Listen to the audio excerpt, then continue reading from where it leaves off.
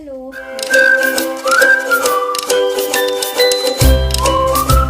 ಇವತ್ತು ಗುರುವಾರ ಬೆಳಗ್ಗೆನೆ ನಾನು ವ್ಲಾಗ್ ಶುರು ಮಾಡ್ತಾ ಇದ್ದೀನಿ. ಹಾಗೆ ಇವತ್ತಿನ ರೂಟೀನ್ ಹೇಗಿರುತ್ತೆ ಅಂತ ನೋಡೋಣ. ಡೇ ಇನ್ ಮೈ ಲೈಫ್ ಅಂತಲೇ ಹೇಳ್ಬೋದು. ಹಾಗೆ ಹೆಲ್ದಿ ರೆಸಿಪಿ ಆದಂತಹ ನವಣೆ ಬಿಸಿಬೇಳೆ ಬಾತ್ನ ನಾನು ಶೂಟ್ ಮಾಡ್ತಾ ಇದ್ದೀನಿ. ಹಾಗೆ ನಿಮ್ಮ ಜೊತೆ ಕೂಡ ಶೇರ್ ಮಾಡ್ತೀನಿ. ಯಾರಾದರೂ ಸಬ್ಸ್ಕ್ರೈಬ್ ಮಾಡದೆ ನೋಡ್ತಾ ಇದ್ರೆ ಪ್ಲೀಸ್ ಸಬ್ಸ್ಕ್ರೈಬ್ ಮಾಡ್ಕೊಂಡು ನೋಡಿ. ಇವಾಗ ಬೆಳಗ್ಗೆಯಿಂದ ಸಂಜೆವರೆಗೂ ಏನೇನಾಗುತ್ತೆ ಅಂತ ನೋಡೋಣ ಬನ್ನಿ. ಮೊದಲಿಗೆ ನಾನಿಲ್ಲಿ ಕಷಾಯ ಮಾಡ್ಕೋತಾ ಇದ್ದೀನಿ. ಲೆಮನ್ ಗ್ರಾಸು, ಶುಂಠಿ, ಕಾಳುಮೆಣಸು, ಧನಿಯಾ, ಲವಂಗ ಈ ಥರ ಎಲ್ಲ ಐಟಮ್ ಹಾಕ್ಕೊಂಡು ಒಂದ್ಸತಿ ಚೆನ್ನಾಗಿ ಕಷಾಯ ಕುಡಿದ್ಬಿಟ್ರೆ ಡೇ ಸ್ಟಾರ್ಟ್ ಆಗುತ್ತೆ. ಹಾಗೆ ಪೂಜೆನೂ ಮಾಡಿಕೊಂಡೆ. ಸಂಸಾರ ಬಂಧಗ್ನಂ ಸ್ವರೂಪಾನಂದದಾಯಕಂ ನಿಶ್ರೇಯಸಪದಂ ವಂದೇ ಸ್ಮರ್ತೃಗಾಮಿ ಸನೋವತು ಜಯಲಾಭ ಯಶಸ್ಕಾಮ ಧಾತುರ್ದತ್ತಸ್ಯಸ್ತವಂ ಭೋಗಮೋಕ್ಷ ಪ್ರದಸ್ಯೇಯಂ ಪ್ರಪಟೇತ್ ಸುಕೃತಿ ಭವೇತ್.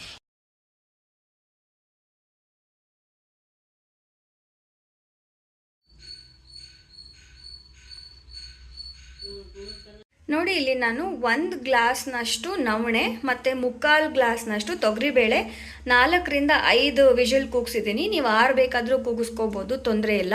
ಮೆತ್ತಗೆ ಚೆನ್ನಾಗಿ ಬೇಯುತ್ತೆ. ಹಾಗೆ ಇಲ್ಲಿ ತರಕಾರಿನ ಬೇಯಕ್ಕೆ ಇಟ್ಕೊಂಡಿದ್ದೀನಿ. ನವಿಲುಕೋಲು, ಕ್ಯಾರೆಟು, ಬೀನ್ಸು, ಹಾಗೆ ಮನೆಯಲ್ಲಿ ನಿಮ್ಗೆ ಏನು ತರಕಾರಿ ಇರುತ್ತೆ ಅದನ್ನು ಹಾಕೋಬೋದು. ಒಂದು ಹೆಚ್ಚು ಒಂದು ಕಡಿಮೆ ನಡೆಯುತ್ತೆ. ಏನಕ್ಕೆ ನಾನು ಈ ರೀತಿ ತರಕಾರಿನ ಸಪ್ರೇಟಾಗಿ ಬೇಯಿಸ್ಕೊತಾ ಇದ್ದೀನಿ ಅಂದರೆ, ಕುಕ್ಕರ್ ಜೊತೆನೇ ಕೂಗಿಸ್ಕೊಂಡ್ಬಿಟ್ರೆ 4-5 ವಿಷಲ್ ನಾವು ಕೂಗ್ಸೋದ್ರಿಂದ ತರಕಾರಿ ಫುಲ್ ಸ್ಮ್ಯಾಶ್ ಆಗಿಬಿಡತ್ತೆ, ಚೆನ್ನಾಗಿ ಅನಿಸಲ್ಲ. ಅದಕ್ಕೋಸ್ಕರ ನಾನು ಈ ರೀತಿ ಸಪ್ರೇಟಾಗಿ ತರಕಾರಿನ ಬೇಯಿಸ್ಕೊತಾ ಇದ್ದೀನಿ. ಇದೆರಡು ಆಗೋ ಅಷ್ಟೊತ್ತಿಗೆ ಬಿಸಿಬೇಳೆ ಬಾತ್ ಪುಡಿ ಕೂಡ ಖಾಲಿಯಾಗಿತ್ತು ನಮ್ಮ ಮನೆಯಲ್ಲಿ. ಅದನ್ನು ಮಾಡ್ಕೋತಾ ಇದ್ದೀನಿ ಸಿಂಪಲ್ಲಾಗಿ. ಅದಕ್ಕೆ ಏನೇನು ಇಟ್ಕೊಂಡಿದ್ದೀನಿ ಅಂತ ನೋಡೋಣ ಬನ್ನಿ. ಮೊದಲಿಗೆ ನನಗೆ ಹುರಿಯೋದಕ್ಕೆ ಎಲ್ಲ ಎಣ್ಣೆ ಬೇಕಾಗತ್ತೆ. ಎಣ್ಣೆ ಇಟ್ಕೊಂಡಿದ್ದೀನಿ. ಹಾಗೆ ಇಲ್ಲಿ ಒಂದು 40-45 ಬ್ಯಾಡಗಿ ಮೆಣಸಿನ್ಕಾಯಿ ಇಟ್ಕೊಂಡಿದ್ದೀನಿ. ಹಾಗೆ ಖಾರಕ್ಕೆ ಸ್ವಲ್ಪ ಗುಂಟೂರು ಮೆಣಸಿನ್ಕಾಯಿ ಇಟ್ಕೊಂಡಿದ್ದೀನಿ, ಒಂದು 10-15 ಇದೆ. ಅದಾದಮೇಲೆ ಇಂಗು ಬೇಕಾಗತ್ತೆ. ನಿಮ್ಮ ಹತ್ರ ಕಲ್ಲಿಂಗ್ ಅಂದರೆ LG ಇದ್ದು ಬರತ್ತಲ್ಲ, ಅದಿದ್ದರೆ ತುಂಬ ಚೆನ್ನಾಗಿರುತ್ತೆ. ಬಟ್ ನನ್ನ ಹತ್ರ ಸದ್ಯಕ್ಕೆ ಅದಿಲ್ಲ, ಹೀಗಾಗಿ ನಾನು ಇದನ್ನೇ ಬಳಸ್ತಾ ಇದ್ದೀನಿ. ಆಮೇಲೆ ಒಂದು 3 ಏಲಕ್ಕಿ, ಒಂದು ಸ್ವಲ್ಪ ಲವಂಗ, ಆಮೇಲೆ ಇಲ್ಲಿ ಒಂದಷ್ಟು ಧನಿಯಾ ಇಟ್ಕೊಂಡಿದ್ದೀನಿ.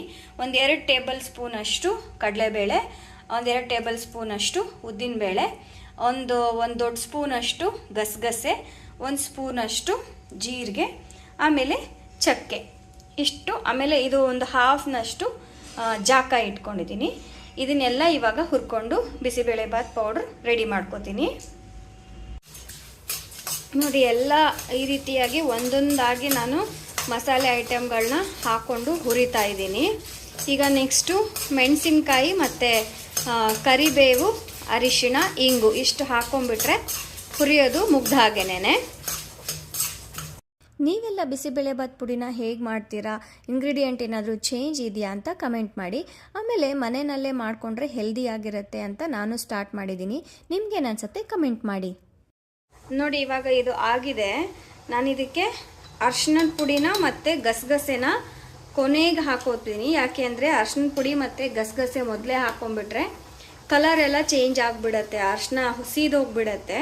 ಅದಕ್ಕೆ ಯಾವಾಗಲೂ ನೀವು ಸ್ಟವ್ ಆಫ್ ಮಾಡಿದ್ಮೇಲೆ ಗಸಗಸೆ ಮತ್ತು ಅರಿಶಿನ ಪುಡಿ ಹಾಕೋಬೇಕು.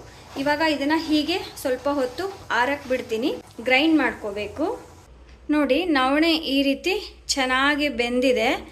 ಅದಕ್ಕೆ ನಾನು ಹೇಳಿದ್ದು 4ರಿಂದ 5 ವಿಷಲ್ ಕೂಗಿಸ್ಕೊತೀನಿ ನಾನು ಅಂತ. ಸೊ ಸಖತ್ತಾಗಿ ಬೆಂದಿದೆ. ಇವಾಗ ಇದನ್ನು ನಾನು ಇದೇ ಪಾತ್ರೆನಲ್ಲೂ ಕೂಡ ಮಾಡ್ಬೋದು. ನನಗೆ ತುಂಬ ದೊಡ್ಡ ಪಾತ್ರೆ ಆಗಿರೋದ್ರಿಂದ ನಾನು ಇವಾಗ ಚಿಕ್ಕ ಪಾತ್ರೆಗೆ ಇದನ್ನು ಟ್ರಾನ್ಸ್ಫರ್ ಮಾಡ್ಕೋತಾ ಇದ್ದೀನಿ. ಈಗ ನವಣೆ ಮತ್ತು ಬೇಳೆ ಬೆಂದಿರೋದನ್ನು ಇಲ್ಲಿ ಟ್ರಾನ್ಸ್ಫರ್ ಮಾಡ್ಕೊಂಡಿದ್ದೀನಿ. ಹಾಗೆ ನಾನು ತರಕಾರಿ ಬೇಯಕ್ಕೆ ಇಟ್ಟಿದ್ನಲ್ವ, ಅದು ಕೂಡ ಬೆಂದಿದೆ. ಆ ನೀರು ಏನು ವೇಸ್ಟ್ ಮಾಡಲ್ಲ. ನೀರು ಇದಕ್ಕೆ ಎಕ್ಸ್ಟ್ರಾ ನೀರನ್ನ ಆ್ಯಡ್ ಮಾಡ್ಕೊಳ್ಳೋದಿರತ್ತಲ್ವ, ಅದ್ರ ಬದಲಿಗೆ ಈ ತರಕಾರಿ ಬೆಂದಿರೋ ನೀರನ್ನೇ ನಾನು ಹಾಕೋತಾ ಇದ್ದೀನಿ. ಇವಾಗ ಮಿಕ್ಸ್ ಮಾಡಿಕೊಂಡ್ರೆ ನಮಗೆ ಬಿಸಿಬೇಳೆ ಬಾತ್ ಕನ್ಸಿಸ್ಟೆನ್ಸಿ ಚೆನ್ನಾಗಿ ಬರುತ್ತೆ. ನಿಮಗೆ ಡೀಟೇಲಾಗಿ ಬಿಸಿಬೇಳೆ ಬಾತ್ ನಾನು ಹೇಗೆ ಮಾಡ್ತೀನಿ ಅಂತ ಹೇಳಿ ಬರೀ ರೆಸಿಪಿ ನೋಡಬೇಕು ಅಂತಿದ್ರೆ ರಾಧೆ ರುಚಿ ಅಂತ ಹೇಳಿ ರೆಸಿಪಿ ಚಾನಲ್ಲೇ ಇದೆ.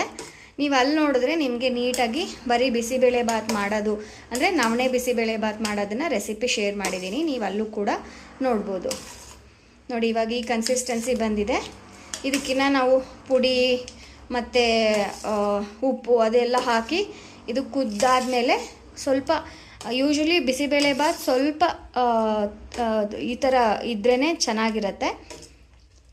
ಇದಾದಮೇಲೆ ಸ್ವಲ್ಪ ಗಟ್ಟಿ ಆಗುತ್ತೆ, ಅದಕ್ಕೆ ನಾನು ಸ್ವಲ್ಪ ನೀರನ್ನ ಕೈ ಬಿಟ್ಟೆ ಹಾಕ್ಕೊಂಡಿದ್ದೀನಿ. ಇದು ಕುದ್ದಾದಮೇಲೆ ಆರತ್ತಲ್ವ, ಆವಾಗ ಕನ್ಸಿಸ್ಟೆನ್ಸಿ ಸ್ವಲ್ಪ ಗಟ್ಟಿಗೆ ಬರುತ್ತೆ. ಇವಾಗ ಇದನ್ನು ಕುದಿಯೋಕ್ಕಿಡ್ತೀನಿ. ಇವಾಗ ನಾನು ಇದನ್ನು ಆರಿದೆ. ಇದು ಮೆಣಸಿನ್ಕಾಯಿನೂ ನೀವು ಇಲ್ಲಿ ನೋಡ್ಬೋದು, ಈ ರೀತಿ ಮುರಿದ್ರೆ ಸ್ವಲ್ಪ ಕ್ರಿಸ್ಪಿಯಾಗಿದೆ. ಇದನ್ನು ನಾನಿವಾಗ ಪುಡಿ ಮಾಡ್ಕೊಳ್ಳೋಕ್ಕೆ ಎಲ್ಲ ಜಾರಿಗೆ ಟ್ರಾನ್ಸ್ಫರ್ ಮಾಡಿಕೊಂಡು ಪುಡಿ ಮಾಡಿದ್ಮೇಲೆ ನಿಮಗೆ ತೋರಿಸ್ತೀನಿ. ನೀವಿಲ್ಲಿ ನೋಡ್ಬೋದು ಇಷ್ಟೊಂದು ಈ ಡಬ್ಬದಲ್ಲಿ ಹಾಕಿಟ್ಕೊಳ್ಳೋ ಅಷ್ಟು ಪುಡಿ ಆಗಿದೆ, ನಾನು ಅಷ್ಟು ಸಾಮಾನು ತೊಗೊಂಡಿರೋದಕ್ಕೆ. ಇವಾಗ ಇದಕ್ಕೆ ಇದು ಕುದೀತಾ ಇದೆ ಅಲ್ವಾ, ಆವಾಗಿಂದ ಇದಕ್ಕೆ ಎಷ್ಟು ಬೇಕೋ ಅಷ್ಟು ಬಿಸಿಬೇಳೆಬಾತ್ ಪೌಡರ್ನ ನಾನು ಹಾಕೋತಾ ಇದ್ದೀನಿ. ಒಂದು 2-2.5 ಸ್ಪೂನ್ ಬೇಕಾಗತ್ತೆ. ನಾನು ಬ್ಯಾಡಗಿ ಮೆಣಸಿನ್ಕಾಯಿನೇ ಜಾಸ್ತಿ ಬಳಸಿರೋದ್ರಿಂದ ಖಾರ ಏನಿರಲ್ಲ, ಸೊ ಒಂದು 2-2.5 ಸ್ಪೂನ್ ಅಷ್ಟು ಹಾಕೋತೀನಿ. ನಿಮ್ಗಿನ್ನ ಲೈಟಾಗಿ ಬೇಕು ಅಂತ ಅನಿಸಿದರೆ ನಾವು ಕಡಿಮೆ ಹಾಕೋಬೋದು. ಈ ಪುಡಿನ ನೀವು ಈ ರೀತಿ ಡೈರೆಕ್ಟಾಗಿ ಹಾಕೋಬೋದು, ಇಲ್ಲ ಅಂದರೆ ಗಂಟು ಆಗುತ್ತೆ ಅನ್ನೋ ಹಾಗಿದ್ರೆ ನೀವು ನೀರಲ್ಲಿ ಕಲಿಸ್ಬಿಟ್ಟು ಹಾಕಿದ್ರೂ ಚೆನ್ನಾಗಿರುತ್ತೆ. ಇದೆಲ್ಲ ಆದಮೇಲೆ ನಾವು ರುಚಿಗೆ ತಕ್ಕಷ್ಟು ಉಪ್ಪು ಕೂಡ ಹಾಕೋಬೇಕು. ಇಲ್ಲಿ ನಾನು ಡೈರೆಕ್ಟಾಗೆ ಹಾಕ್ಕೊಂಡಿದ್ದೀನಿ ಪುಡಿನ, ಯಾಕಂತಂದರೆ ನಾರ್ಮಲಾಗಿ ಮನೇಲಿ ಮಾಡ್ತಿರೋದ್ರಿಂದ ಕುದ್ದ ಮೇಲೆ ಅದು ಸರಿ ಹೋಗಿಬಿಡತ್ತೆ. ನೋಡಿ ಇವಾಗ ರುಚಿಗೆ ತಕ್ಕಷ್ಟು ಉಪ್ಪು ಹಾಕೋತಾ ಇದ್ದೀನಿ. ಉಪ್ಪು ಹಾಕ್ಕೊಂಡ್ಮೇಲೆ ಸ್ವಲ್ಪ ಕುದಿಯಕ್ಕೆ ಬಿಡ್ತಿದ್ದೀನಿ. ಹಾಗೆ ಒಂದು ನಿಂಬೆಹಣ್ಣು ಗಾತ್ರದಷ್ಟು ನಿಂಬೆಹಣ್ಣ ನೆನೆಸಿಟ್ಕೊಂಡಿದ್ದೆ, ಅದ್ರ ಹುಳಿ ಕೂಡ ಹಾಕೋತಾ ಇದ್ದೀನಿ. ಇದನ್ನು ಒಂದು 2 ನಿಮಿಷ ಕುದಿಯಕ್ಕೆ ಬಿಡೋಣ. ಹಾಗೆ ಒಂದು ಸ್ವಲ್ಪ ಬೆಲ್ಲ ಹಾಕೋತಾ ಇದ್ದೀನಿ. ಈಗ ಫೈನಲ್ ಒಗ್ಗರಣೆ ಸಮಯ. ಒಗ್ಗರಣೆಗೆ ನಾನು ಇಲ್ಲಿ ಈರುಳ್ಳಿ ಮತ್ತು ಕ್ಯಾಪ್ಸಿಕಮ್ ಹೆಚ್ಚಿಟ್ಕೊಂಡಿದ್ದೀನಿ. ಇದು ಕೂಡ ಕಾರಣ ಇಷ್ಟೇ, ಮೊದಲೇ ಹಾಕಿದ್ರೆ ಆ ಕ್ರಂಚಿನೆಸ್ ಹೊರಟೋಗುತ್ತೆ, ಅದಕ್ಕೆ ಇವಾಗ ಲಾಸ್ಟಲ್ಲಿ ಒಗ್ಗರಣೆಗೆ ಅಂತ ಹಾಕಕ್ಕೆ ಇಟ್ಕೊಂಡಿದ್ದೀನಿ. ಬಾಣಲೆ ಈಗ ಒಗ್ಗರಣೆಗೆ ಎಷ್ಟು ಬೇಕೋ ಅಷ್ಟು ಎಣ್ಣೆ ಹಾಕೋತಾ ಇದ್ದೀನಿ. ಎಣ್ಣೆ ಕಾದ್ಮೇಲೆ ಸಾಸಿವೆ, ಜೀರಿಗೆ, ಇಂಗು, ಅರಿಶಿನ ಎಲ್ಲ ಹಾಕಿಬಿಟ್ಟು ಅದಾದಮೇಲೆ ಕ್ಯಾಪ್ಸಿಕಮ್ ಮತ್ತು ಈರುಳ್ಳಿನೂ ಕೂಡ ಹಾಕಿಬಿಟ್ಟು ಚೆನ್ನಾಗಿ ಫ್ರೈ ಮಾಡಿ ಅದನ್ನು ನಾವು ಕುದೀತಾ ಇತ್ತಲ್ವ ಬಿಸಿಬೇಳೆಬಾತ್, ಅದಕ್ಕೆ ಮಿಕ್ಸ್ ಮಾಡಿಕೊಂಡ್ರೆ ಬಿಸಿಬೇಳೆಬಾತ್ ರೆಡಿ ಆಯಿತು. ನಾವೇನಕ್ಕೆ ಈ ರೀತಿ ಲಾಸ್ಟಲ್ಲಿ ಮಿಕ್ಸ್ ಮಾಡ್ಕೊಳ್ಳೋದು ಅಂದರೆ ಮೊದಲಿಗೆ ಅದನ್ನ ಹಾಕಿಬಿಟ್ರೆ ಕ್ಯಾಪ್ಸಿಕಮ್ದು ಕ್ರಂಚಿನೆಸ್ ಹೊರಟೋಗುತ್ತೆ, ಅದಕ್ಕೋಸ್ಕರ ಈ ರೀತಿ ಮಾಡ್ತಿರೋದು. ಇದಾಗಿತ್ತು ಇವತ್ತಿನ ರೆಸಿಪಿ. ಇದನ್ನು ಮುಗಿಸ್ಕೊಂಡು ನಾನು ಡಬ್ಬಿಂಗ್ ಹೊರಟೆ. ಈಗ ಜಗತ್ತಿಗೆ ಕೇಳಿಸೋದೇನಿದ್ರು ದುಷ್ಟತನ ಮಾತ್ರ. ನೀವು ಕೇಳಿಸ್ಕೊಂಡ್ರಿ ಅಲ್ವಾ, ಅದು ನಂದೇ ವಾಯ್ಸು. ಕಾರ್ಟೂನ್ಸ್ಗೆ ಹಾಗೆ ವಾಯ್ಸ್ ಚೇಂಜ್ ಮಾಡಿಕೊಂಡು ಮಾಡ್ತೀವಿ. ಅದೆಲ್ಲ ಮುಗಿಸ್ಕೊಂಡು ಬಂದು ಸಂಜೆ ವಾಕಿಂಗ್ ಹೋಗಿದ್ದೆ. ಆದಷ್ಟು ನಾನು ವಾಕಿಂಗ್ ಮಿಸ್ ಮಾಡದೇ ಇರೋದಕ್ಕೆ ಟ್ರೈ ಮಾಡ್ತಾ ಇದ್ದೀನಿ.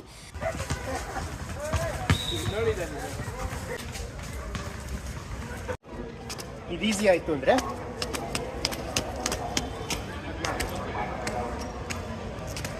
ವಾಕಿಂಗ್ ಮುಗಿಸ್ಕೊಂಡು ಬಂದು ನವಿಲು ಕೋಲು ತುರಿದ್ಬಿಟ್ಟು ಸ್ವಲ್ಪ ಪಲ್ಯ ಮಾಡ್ಕೊಂಡಿದ್ದೆ. ಹಾಗೆ ಮಧ್ಯಾಹ್ನ ಬಿಸಿಬೇಳೆಬಾತ್ ಉಳಿದಿತ್ತಲ್ವ, ಅದು ಸಹ ಆಗಿತ್ತು. ನೋಡಿ ಹೀಗಿತ್ತು ನನ್ನ ಡಿನ್ನರ್ ಪ್ಲೇಟ್. ಸೊ ಯಾರಾದರೂ ಸಬ್ಸ್ಕ್ರೈಬ್ ಮಾಡದೆ ನೋಡ್ತಾ ಇದ್ದರೆ ಪ್ಲೀಸ್ ಸಬ್ಸ್ಕ್ರೈಬ್ ಮಾಡ್ಕೊಂಡು ನೋಡಿ. ಇದು ನಂದು Thursday vlog, a day in my life ಅಂತಲೇ ಹೇಳ್ಬೋದು. Thank you for watching. ಇನ್ನೊಂದು ವಿಡಿಯೋದಲ್ಲಿ ಸಿಗ್ತೀನಿ. ಅಲ್ಲಿವರೆಗೂ ನಮಸ್ಕಾರ.